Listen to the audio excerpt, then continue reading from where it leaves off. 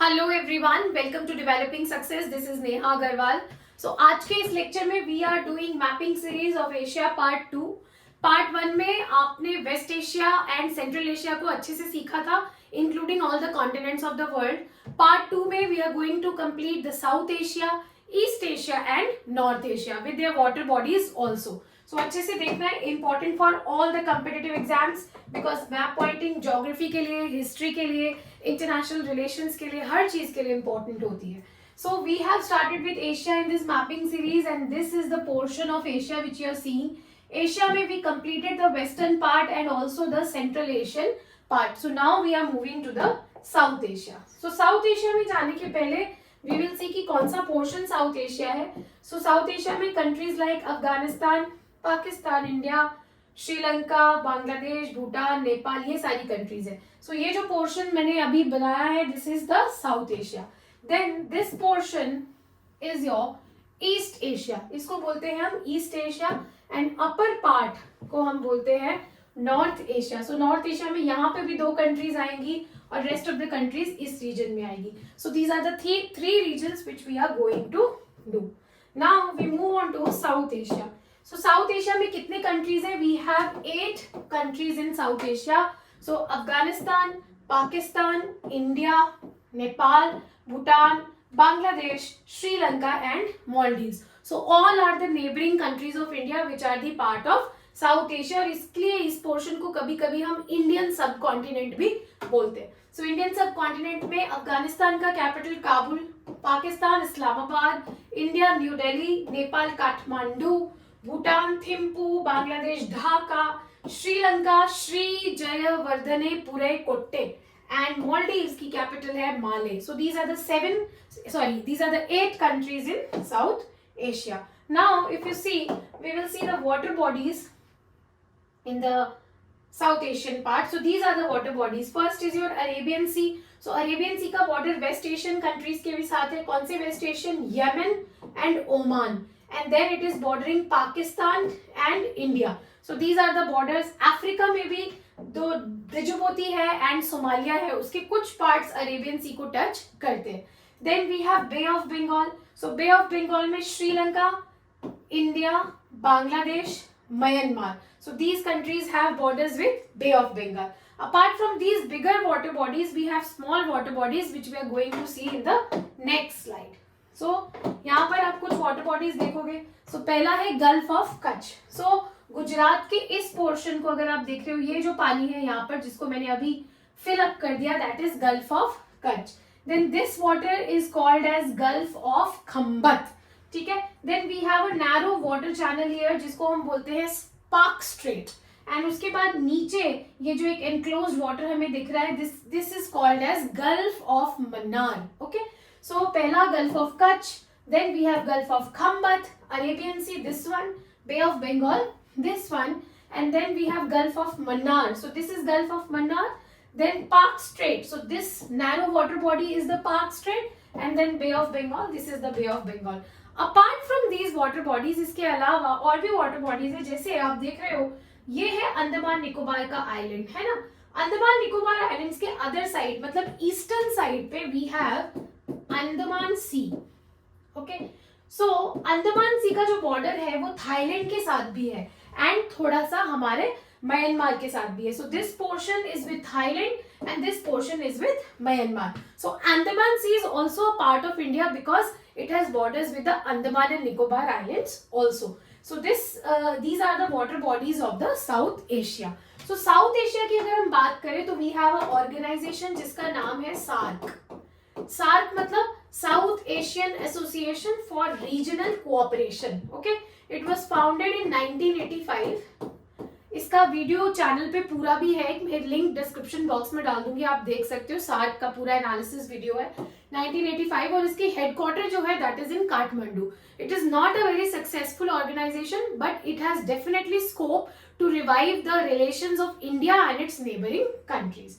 SAARC. Now आपने वहां पर देखा इंडिया और श्रीलंका के बीच में एक वाटर बॉडी थी, पार्क स्ट्रेट। स्ट्रेट का क्या मतलब होता है? सो दो लैंड के पीसेस होते हैं, उसके बीच में से कोई नैरो वाटर बॉडी अगर जा रही है, छोटी सी चैनल, तो उस वाटर बॉडी को आप क्या बोलते हो? स्ट्रेट बोलते हो।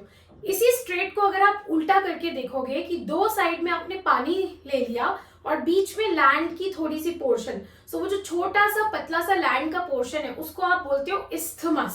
Okay, so straight is a water body between the two land pieces and isthmus is a narrow land channel in between the two water bodies. So यहाँ पे स्ट्रेट का डेफिनेशन लिखा हुआ है, यू कैन रीड, जो भी मैंने समझाया ये वही है। स्ट्रेट के कुछ अदर एग्जांपल्स, जो आपने पाक स्ट्रेट देखा श्रीलंका और इंडिया के बीच में, उसके अलावा अगर कुछ एग्जांपल्स आप देखना चाहते हो, so this is the strait of Hormuz.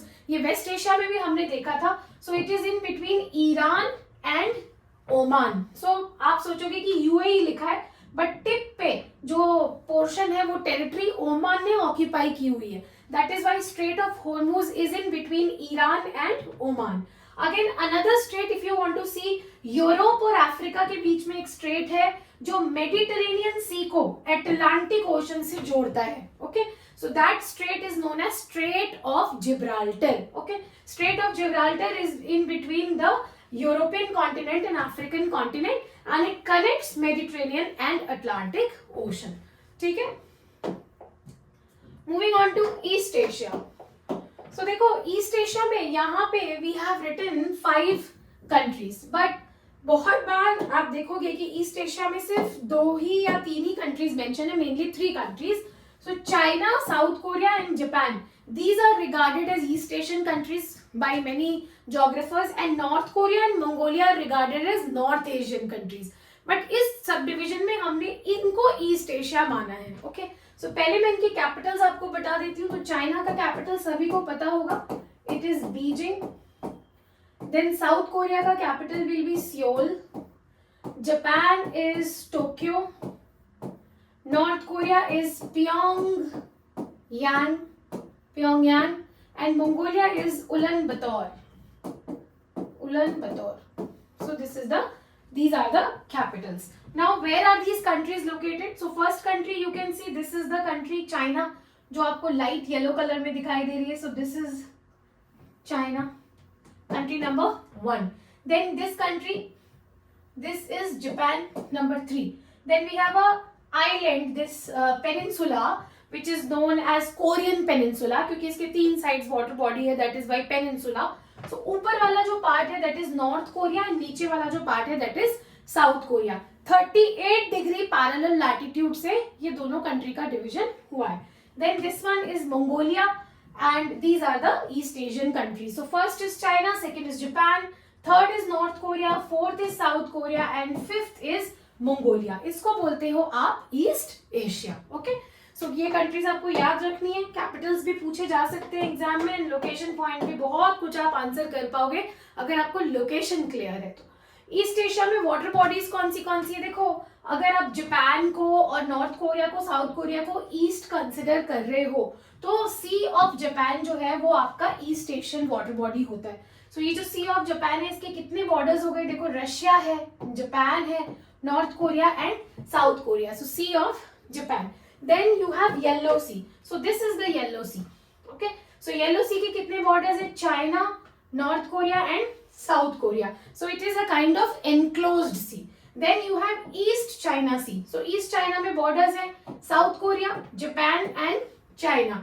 And then you have Taiwan. So Taiwan is not an independent country. Around 17-18 countries in the world have recognized Taiwan as a separate country. Otherwise Taiwan China के अंदर ही हम मानेंगे. So ये जो water body आप देख रहे हो, नैरो सी वाटर बॉडी, इसको बोलते हैं ताइवान स्ट्रेट. और ताइवान स्ट्रेट से जैसे आप नीचे आओगे, this is south China sea. So south China sea का लोकेशन जरूर याद रखना है, क्योंकि बहुत बार ये न्यूज में रहता है. ओके, सो साउथ चाइना सी में countries like China, Philippines, Vietnam, Malaysia, Brunei, and from here we have Vietnam, and here we have Indonesia. ठीक है, एंड कुछ पोर्शन यहाँ से थाईलैंड का भी. सो ये सारी कंट्रीज का बॉर्डर साउथ चाइना सी से लगता है. So east China, south China, and last is the Philippine sea. So where is the Philippine sea? This one. Okay, so because Philippine Sea is having borders with Japan as well as Taiwan, so that is Philippine Sea. So these are the water bodies of East Asia and North Asia also.